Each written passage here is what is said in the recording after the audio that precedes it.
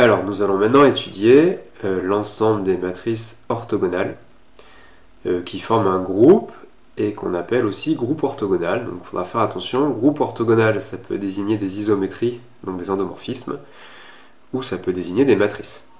On dit groupe orthogonal dans les deux cas.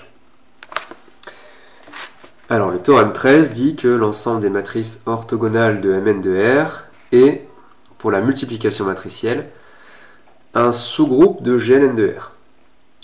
Donc ça veut dire que une somme de matrices orthogonales n'est plus forcément une matrice orthogonale. Si vous multipliez une matrice orthogonale par un réel, par exemple par 2, eh bien peut-être qu'elle n'est plus orthogonale. Par contre, si vous faites un produit matriciel, là vous êtes sûr qu'elle va être que le produit de deux matrices orthogonales est encore une matrice orthogonale. Alors l'ensemble des matrices orthogonales de taille n, on le note ON de R ou grand O de n. Alors il faut faire attention, grand O de E, où E est un espace vectoriel, ce sont des isométries. Grand O de n où n est un entier, ce sont des matrices. Alors les deux espaces sont isomorphes, mais bon, il ne faut quand même pas confondre un endomorphisme et une matrice. Alors dire que c'est un sous-groupe, ce sont les mêmes propriétés que tout à l'heure, donc ça contient l'élément neutre pour la produit matriciel, donc ici c'est la matrice IN, donc IN est une matrice orthogonale. Ensuite c'est stable par produit, si M et N sont orthogonales, alors Mn est orthogonale. Et c'est aussi stable par passage à l'inverse, donc si M est orthogonale, on a déjà montré qu'elle était inversible, et donc M-1 est encore orthogonale. Et donc même remarque que dans le paragraphe précédent, vous avez deux exemples de groupes pour les matrices. Il y a le groupe linéaire, ce sont les matrices inversibles. Et là, c'est le groupe orthogonal. Et le groupe orthogonal est un sous-ensemble du groupe linéaire. Donc on va démontrer le théorème 13.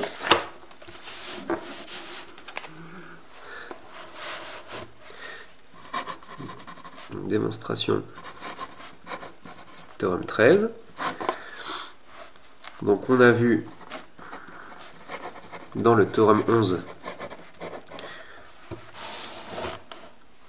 que ON de R, donc l'ensemble des matrices orthogonales, est inclus dans GLN de R, l'ensemble des matrices inversibles. Alors on va d'abord montrer 1, c'est que IN est une matrice orthogonale. Et bien si vous faites IN transposé fois IN, IN transposé c'est IN,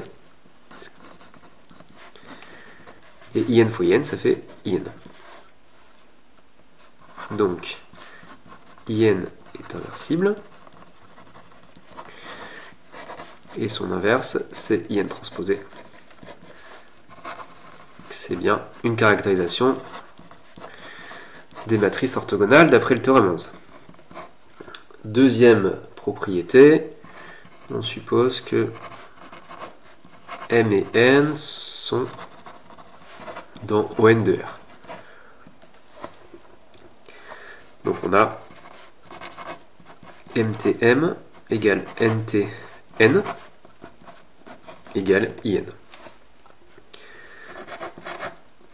Et alors si vous faites Mn transposé Mn, donc ici transposé d'un produit ça fait N transposé M transposé M, N, M transposé M c'est IN,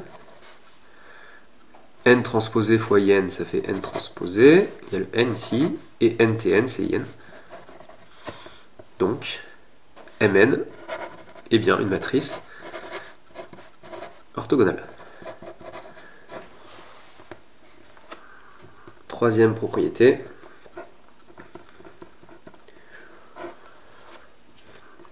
donc on prend M orthogonal, donc MTM c'est IN,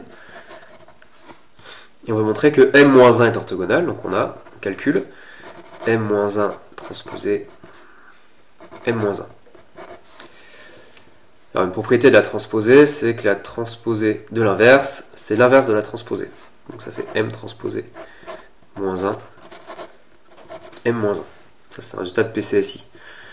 Ensuite, un produit d'inverse, ça fait l'inverse du produit, mais dans l'autre sens. Donc ça fait MMT-1.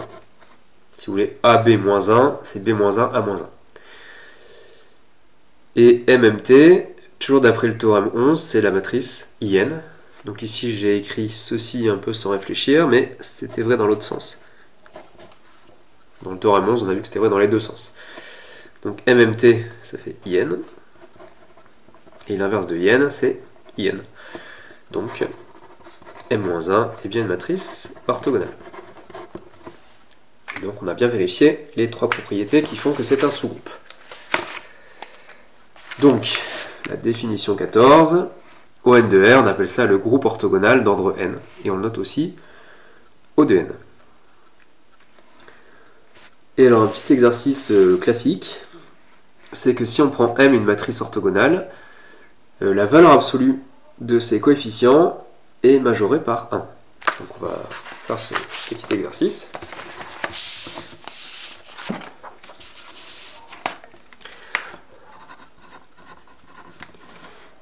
Donc M, une matrice dans ON de R.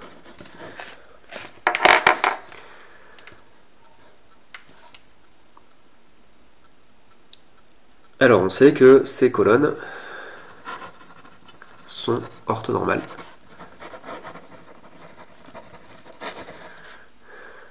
Donc d'après le théorème 11.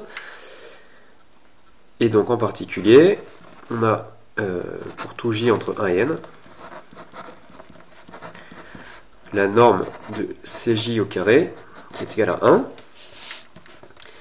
Et la norme de Cj au carré, c'est la somme pour k allant de 1 à n des mkj au carré qui est égale à 1.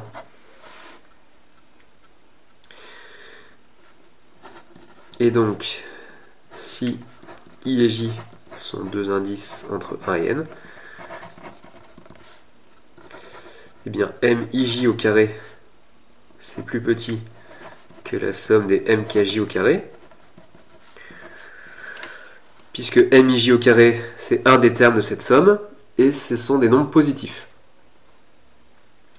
Donc la somme de tous les termes positifs est plus grand qu'un seul de ces termes. Et ça, on a dit que c'était égal à 1.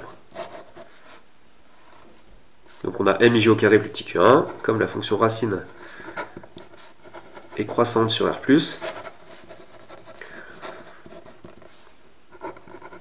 ça fait que valeur absolue de mj est plus petit que racine de 1 qui fait 1. C'est ce qu'il fallait démontrer.